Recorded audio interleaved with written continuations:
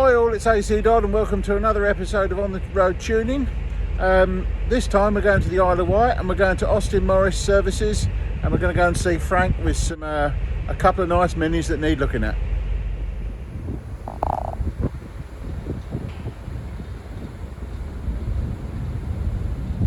Right, here we are, Isle of Wight, Austin Morris Services, and this beautiful 1275 GT with a little hint of what's under the bonnet. Absolutely stunning car, this one. Look at that. All original, beautiful. So, walking round to the front, what have we got? Now, I'm already into this one. So we have, I believe it's a 1293. This is a Swift Tune built engine, and it's a SW5 cam, twin HS4 carburetors, modified cylinder head. Basically, following the lines of the old Special Tuning Plus Pack. So nice smooth idle, S-Dizzy, lots of torque. So I think this one's been dynoed at 88 horsepower. And the reason why I've been called out today is because it's not running well.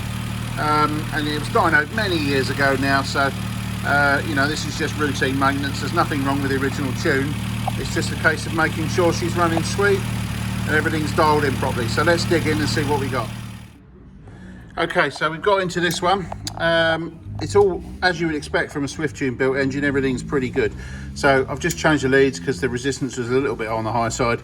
Not too bad. The points cap was fine because it's got it running conventional points. We changed the spark plugs for some BP7ES plugs to make it run cleaner.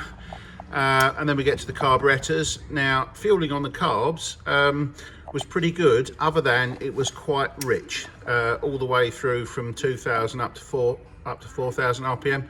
So I've taken the number 6 needles out. I'll have replaced it with some GT needles, and they need a little bit of adjustment at 4,000 revs just to get a bit more fuel in, and then we are good to go. Of course, twice as much fun with twins when you're modifying needles. So the idea here is I've just got to find the lean spot that develops about 4,000 RPM upwards. So find that on both needles, polish it down to the appropriate diameter, and then this one will be good to go. Okay, so this one's all done now. So just to recap what we did, this one had all the right bits on it. A typical Swift Tune engine, everything is as you'd expect it and set pretty good. So very happy with that. Now, what we did need was obviously running maintenance. So a new set of leads, put another set of plugs in, adjusted the timing just to account for the wear on the points. So just took about 2 degrees out of the timing, and then onto the carburetors. We had number 6 needles in, and they turned out to be a little bit rich at sort of 2 to 4,000 RPM, 2 to 3,500 RPM. So changed them to GT needles. Took some modifications, some extensive mods to get them somewhere near right to 4 to 5, but then we ended up with a fueling curve that's right all the way across the rev range. So in terms of future mods, now the owner's been out for a drive, I've also advised that this engine, it uses the original S distributor that was fitted as part of the Plus Pack. I've advised them, because of the mild cam, this will actually run a lot better if it had a vacuum advance unit. So to change that Dizzy for a vacuum unit, and also to think about changing the coil to a ballasted system so that you get a bigger spark power up the rev range. But other than that, this one turned out very well. So and the owner's very happy.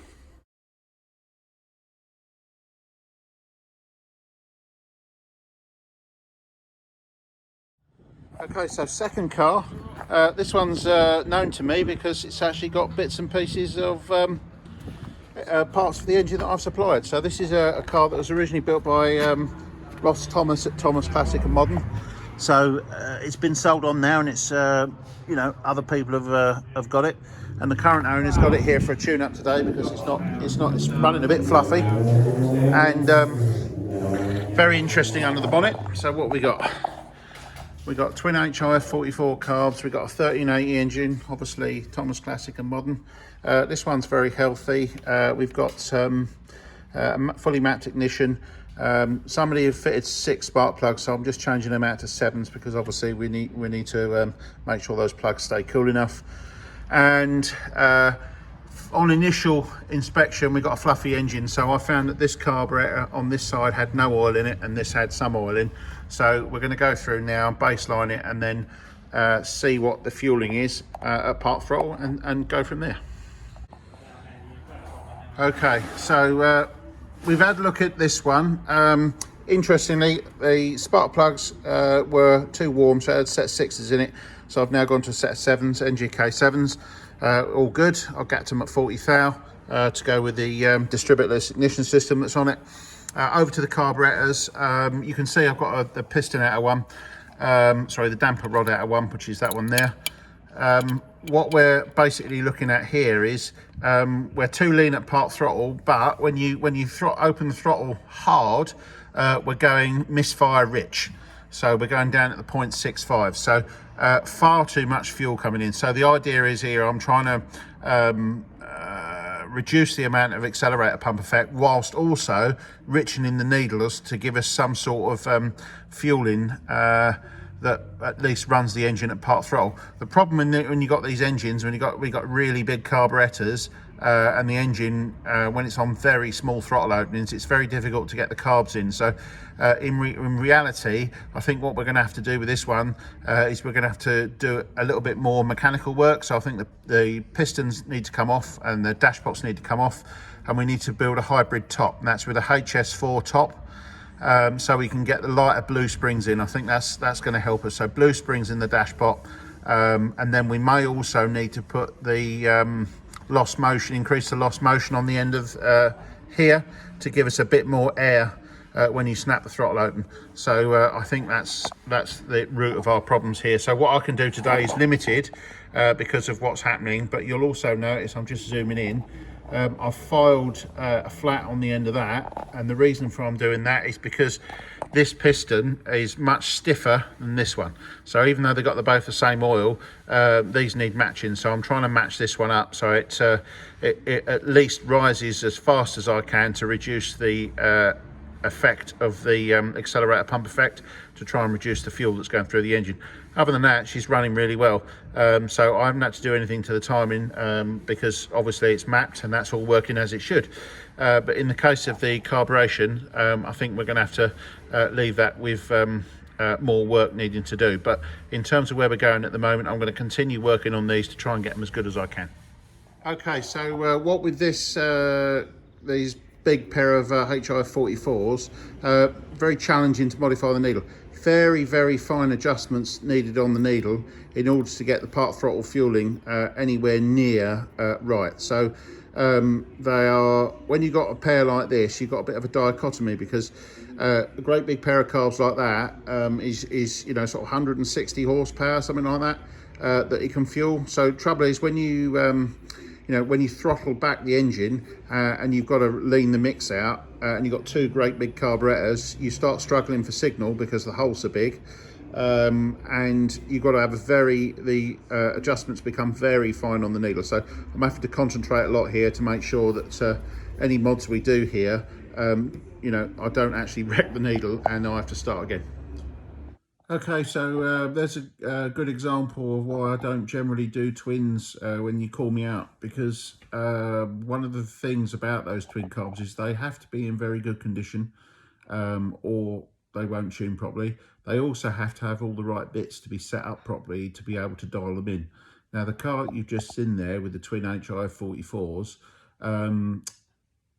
I feel further modifications are needed to those to get them absolutely perfect. In terms of where I left the car, it actually drove a lot stronger and it was a lot cleaner on the throttle, but by no means perfect. So in the end, the owner had to leave because we were running short of time.